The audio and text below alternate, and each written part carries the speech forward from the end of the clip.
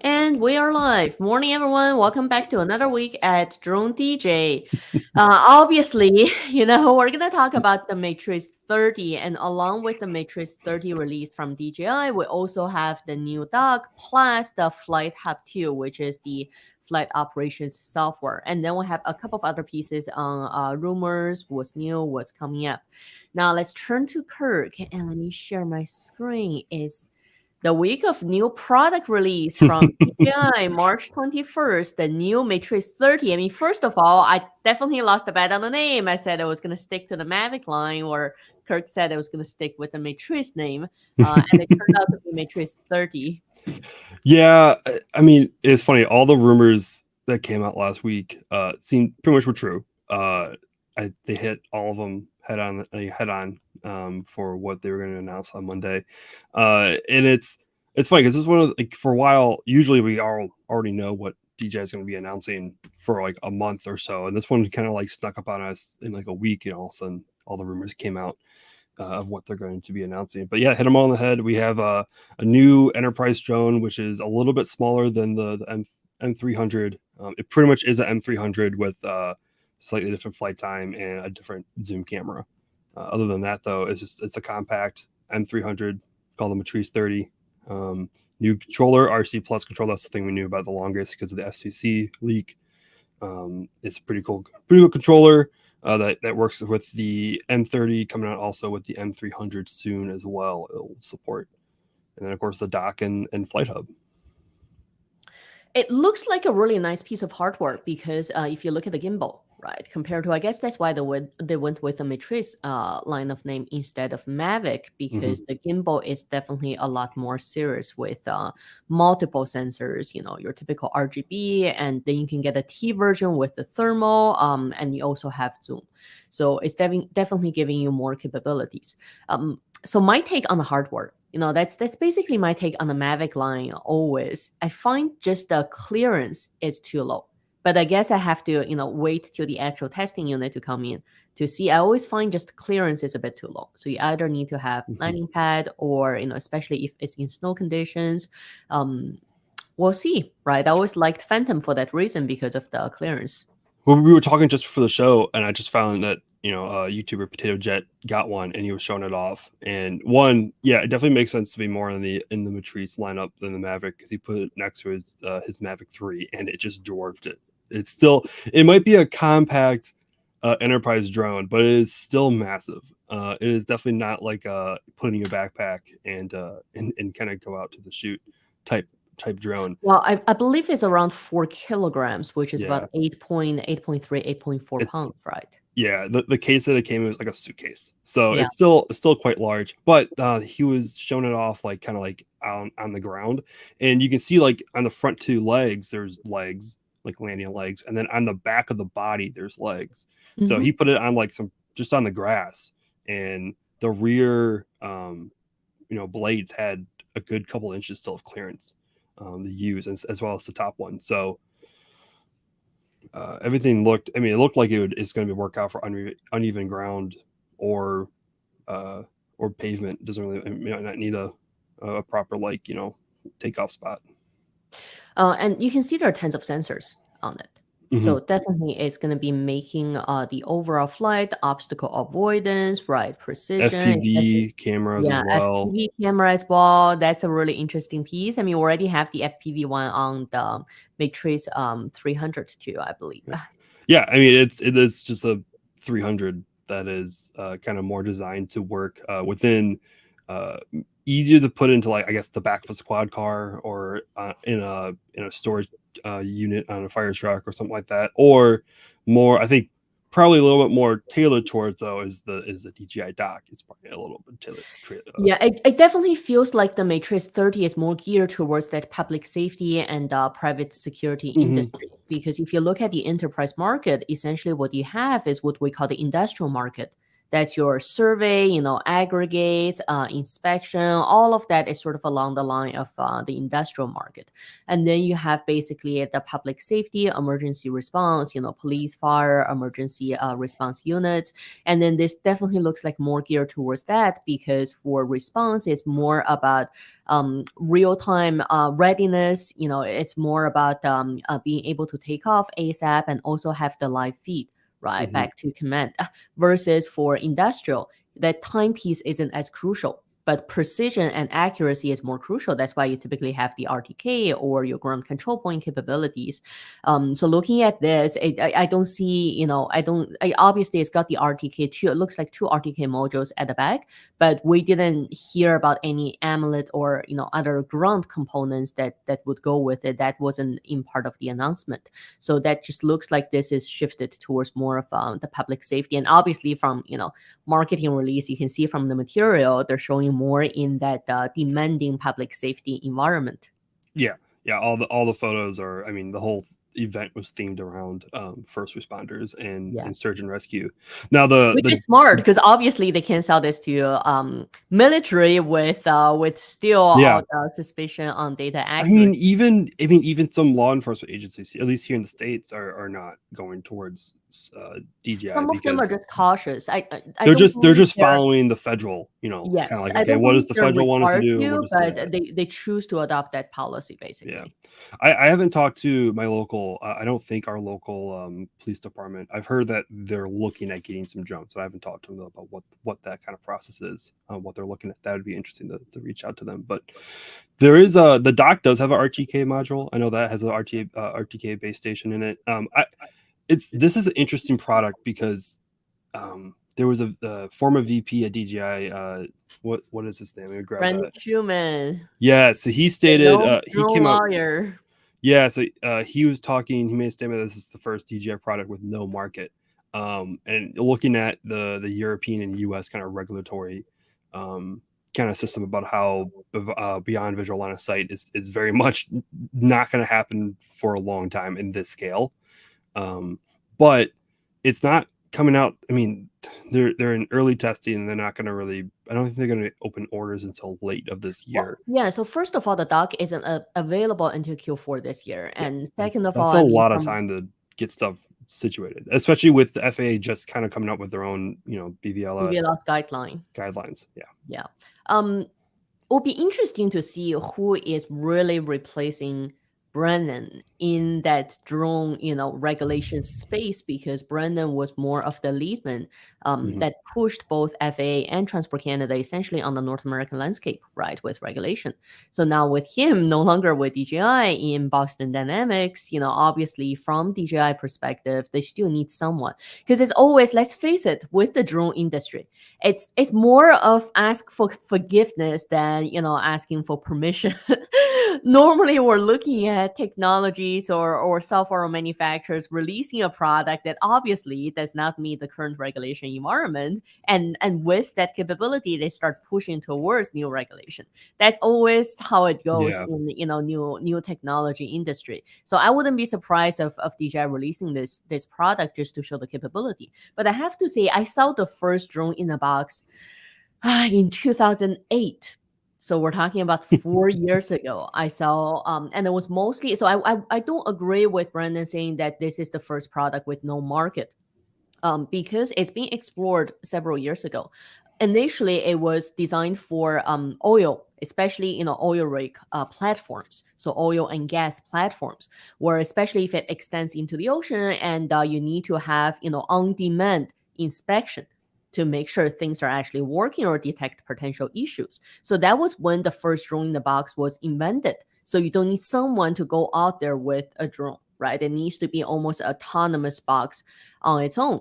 And BVLOS as a mass, operation is not available through regulations, but that doesn't mean testing R&D isn't available. Right, there are tons of companies that had been testing BVLOS and different solutions through, very restrictive research and development license or certificate, but it's still possible.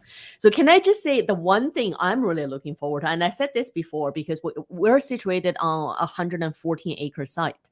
So besides our operations, one of the challenges always for security. I mean, we've got site security that patrols once an hour, but we've got 60 acres of managed forest on site. So they can't drive into the forest, especially at night, to see what's going on. And the concern was always, I mean, we're 5 minutes from downtown township. So it's always concerns of trespassing.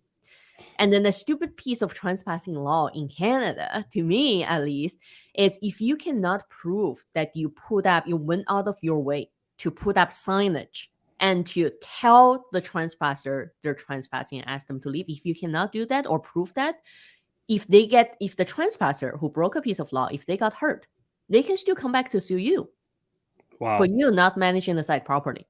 So that's a big concern here for larger sites in Canada, not just for large property, but also for construction sites. They don't care that much for vandalism because there's insurance, but they care for kids breaking in and do something stupid, and then still come back to sue them when they get hurt for doing something stupid. So with the drone private security solution, it's actually been something we were contacted even by private security firms multiple times of looking at that solution. Something that can be, at fixed locations on specific sites, and then can come up, do their survey inspection, at specific interval, and especially with the thermal camera, you can see the thermal image. And if you look at security solutions right now, it's largely using AI. So you get the image and then you utilize an AI system that helps you to filter out unnecessary information and tell you, look, there's a thermal spot based on the shape, how it looks, that's a deer, you don't have to worry about. But now this is a person and you should really look into it. Then when you send the drone out there, you've got PA system and you've got recording. So you got all the proof on there to say, you told that I always wanted to, go just yell at the trespassers to say, get off my property. But at least you've got that on proof. I mean, I just can't imagine, trespassing, all of a sudden the drone pops up with a loudspeaker and a spotlight saying get off. I would be terrified of that's that. one of the things, several private security firms told us, they said, you know what, if we have something like this, it serves as what they call deterrence. And more than 80% of people, if they see something like that, they wanted to put actually similar to not police sirens, but like security as some kind of flashlight that draws people's attention. And what they said is really, as long as you show deterrence and that there are someone working there doing this and checking out the site, more than 80% of the trespassers wouldn't even go there, right?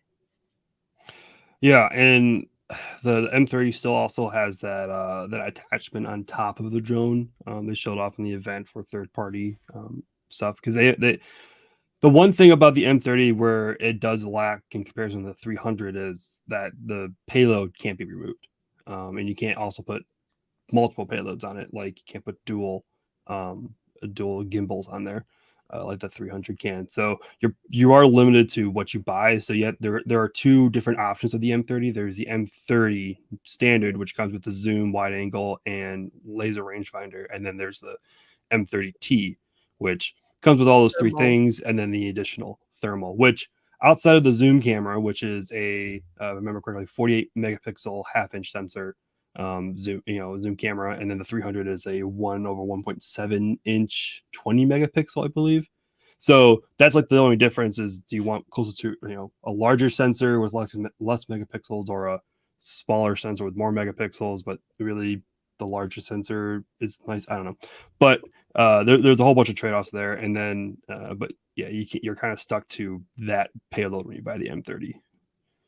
Definitely. But the Dock would be compatible with, I would imagine the new DJI Enterprise drones as they're getting released. I'm really interested to see how the remote charger, how the wireless charger actually works, because that was one of the challenges with a docking system for drones.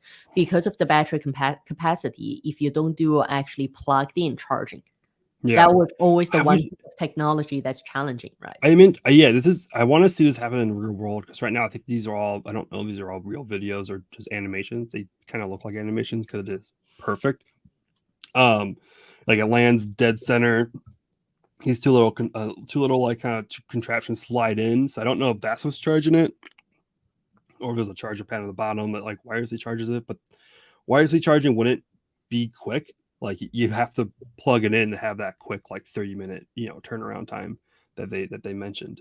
So someone still had to be there. So like, yeah, I don't know what the real world. This scene happened in the real world would be interesting to see, like how if it doesn't land in the center, can it still be charged in? Like, I guess you wouldn't be landing it; it'd be landing on its own. But if it was a wind gust at the last second and it moves it like a quarter inch to the side, like how bad of Right. a We started seeing almost like command vehicles designed just for drone operations, right? So I wonder, if this can actually be just fit into, let's say, the back of a pickup truck, because I've seen a lot of pilots asking, "Can I take off from my pickup truck?" Well, with all the metal around your pickup truck flatbed, probably not a good idea because it will interfere with the compass and you can't land back at the same spot. But if you can fit that drone box at the back, then it may provide actually a really good precision, takeoff and landing spot. Yeah, it did show a video, like an image of it on a truck, but they then took it off the truck, in the video or the image for the takeoff. I don't know if it might be just a tad too big. Like it opening up it's gonna be too wide for the truck, I believe. And then if you turn it the other way, if it's not gonna be, is it too long? So, but definitely on like I mean that's a pickup truck, maybe like a flatbed truck or a custom van, right? made Like a commercial van, custom made the top. Yeah, or you can something. get just trucks with just the chassis and then build whatever you want around them. So there's definitely a way of probably doing it custom wise. Well, if you got $100,000 laying around, Listen, if you're buying this, you got and plenty you of don't money. care. Yeah, like this is and guess what? Like if I had acreage of land and I don't care about $100,000, I just want to try it. I would say I would buy this as a good toy, right? So I wonder how many of this multi-billionaires who don't care about money who just want to go and try it.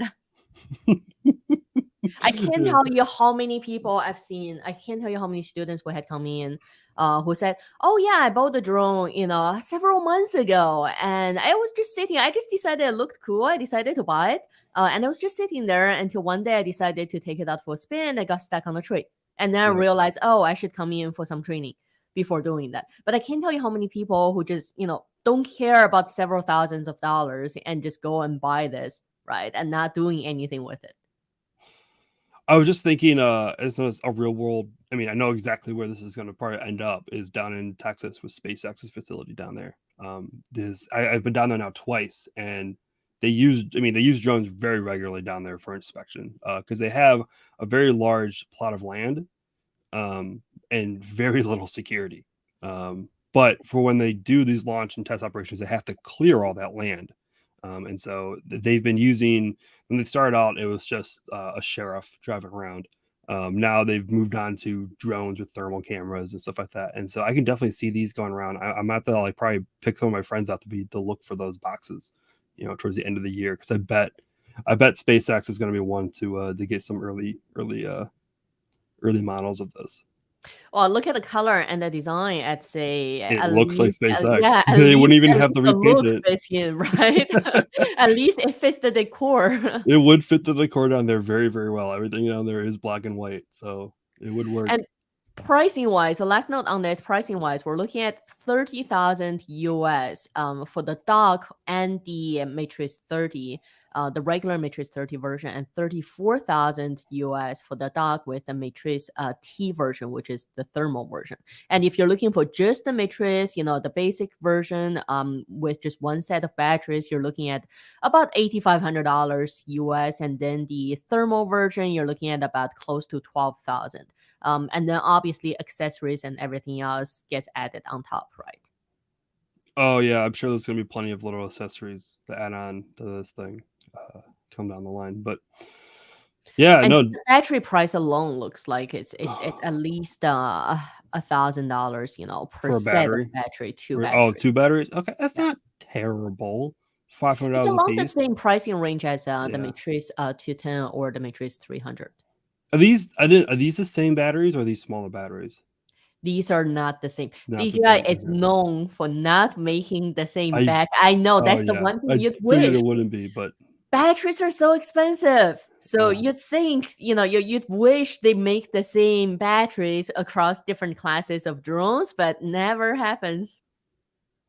yeah, I I bet the profit margin on batteries is pretty good. So they definitely want to sell more of those. FlightHub. So that was the software piece that also came out with the announcement. I have to say, the overall so-called drone management software, it's still up for debate. That's just my take on it, right? I haven't seen a real solution. Depending on where you're located, it's not just managing your fleet and personnel. It's also managing your airspace and all other elements that go along with it. So I haven't seen from a manufacturer that says I have one piece of software that can put everything you need in there. There's usually some kind of customization or mix and match. Yeah, one of the biggest improvements through FlightHub, at least for this one, is now it's all based on the cloud. They're partnering with AWS to partner this up, so now it's anyone can kind of like access this. It's much easier to use with a large team of people. We shall see, because this is still, beta version. Still need to test it and wait for. As we know, any software piece from DJI takes at least 6 months of debugging before it becomes a real thing. We'll see what happens. I do like the ability to say multiple teams, and someone can actually monitor someone from, let's say, the back end, can actually watch and see all the operations that are happening and providing input to someone at the field. So that would definitely be helpful. But we'll see in practice how that actually works out. Yeah, even just like a manager just overseeing like a couple different sites, to Yeah, it is kind of more like crucial work them to over. public safety. So again, that just shows that the whole release from March 21st was more geared towards public safety, because public safety is all about real time, right? It's Yep. someone in the command center needs to see the overall situation and make decisions from that, and it has to happen in real time.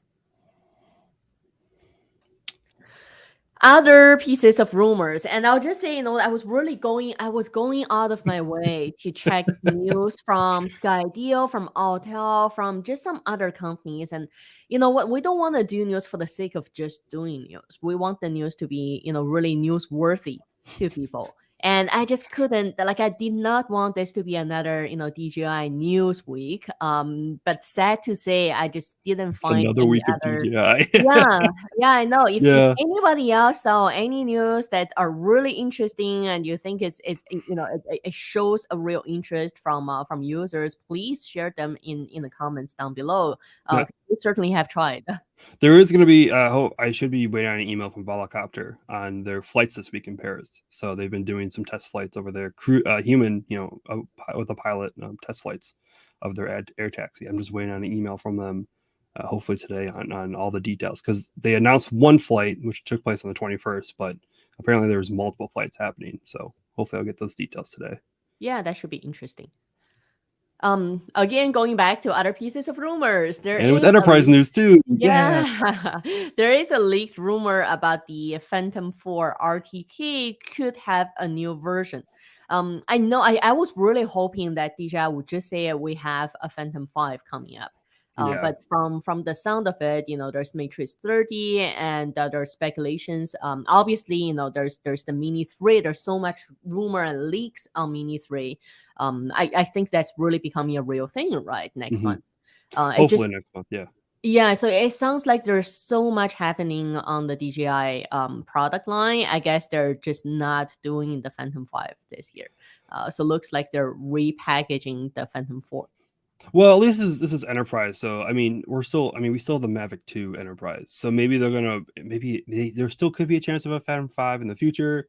It's just like probably not this year or this probably season. Not this year. Or if they do come with a Phantom 5, they're still going to probably do the Phantom 4 RTK for enterprise solutions, because I guess you probably don't want to just when enterprise, you can't just kind of like switch out a whole system, kind of like you do with the consumer. We're like, okay, here's a new thing, and we're not going to support the old one anymore, because you're talking much more money being thrown at these things, and you can't kind of just replace your whole system. But there was a leak by Deals Drone on Twitter of a letter to, I believe, enterprise dealers. It just was a letter by DJI talking about the Phantom 4 RTK variant for the enterprise market, that the stock is going to be gone in March of 2022.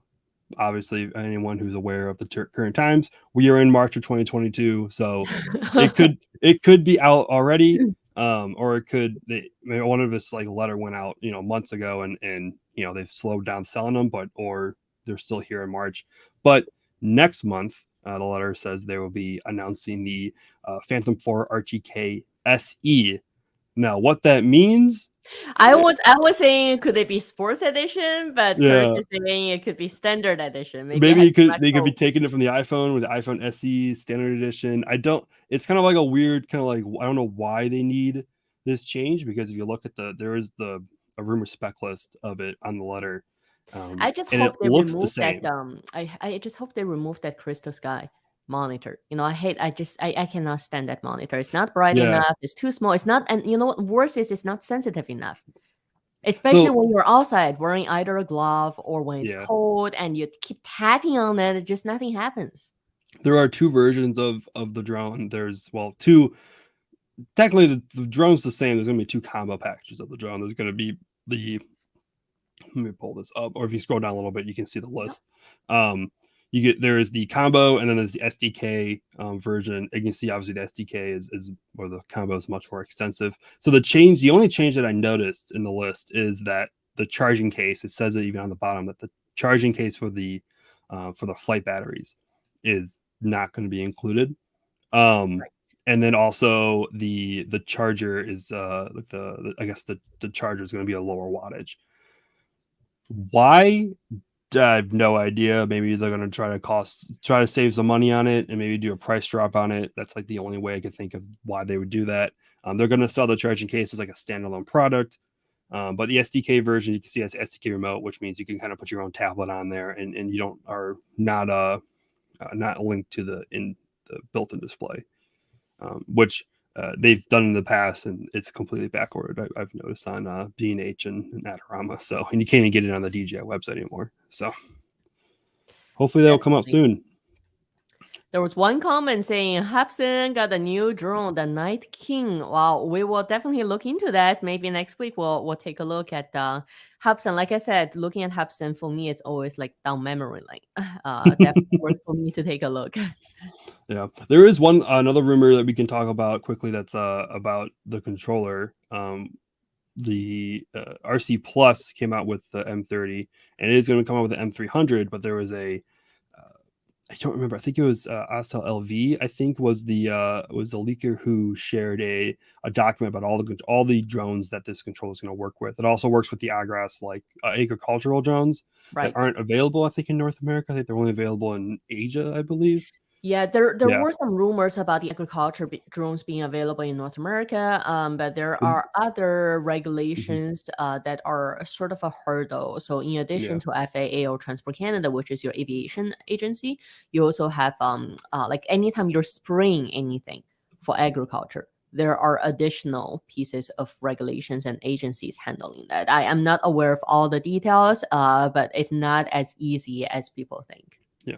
Now, the fourth drone that this controller is supposed to work with is what's being called the WM630, which WM has always been used for the Inspire line. So ASLV is saying that it's possibly saying this is going to be working with the Inspire 3, which it does kind of go against what DJI told us, because the spokesperson told us that this is the flagship. Well, the press release said flagship enterprise drone, and the spokesperson told us directly that this is going to be tailored towards enterprise users and only for enterprise users. So whether or not that's true, it is interesting though that it is. I mean, there's not going to be what else are they going to put in with the name WM? So if it's always Inspire, so it should be Inspire 3. But I don't know. This would be cracking barcodes now. I don't know, man. What are we cracking? We need more information. Not enterprise. We're going for everything here. All right, every small detail. But yeah, that is one little rumor that this could also be coming to the Inspire 3. And personally, because I was going to order a DJI mic, I thought that looked interesting. But now the shipping date got delayed even further. I guess we shall see what happens. Yeah, I wanted one of these too. They look pretty easy to use, and for trade shows would be pretty nice just to have it clip on to someone to talk to rather than kind of getting a wire in them somehow. So hopefully we'll get a solid release date soon. So that's all the news we've got for you this week at Drone DJ. We shall circle back next Friday, same time, with more news. Hopefully, more than just DJI. So have a nice weekend, everyone.